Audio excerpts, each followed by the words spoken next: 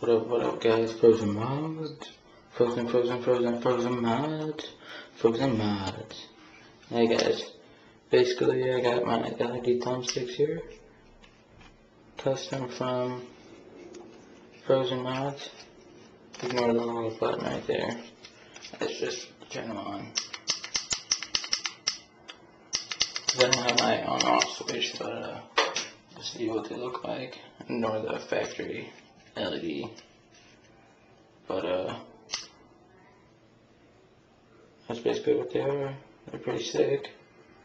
So this is one for G-Bag, one of his friends' controller. I have his in my room, but this is his friend's controller. He wanted the LED thumbsticks and buttons, but I haven't put those in yet. Because I want to show you guys what it looked like so far, but that's pretty much what it is. Alright, thanks guys.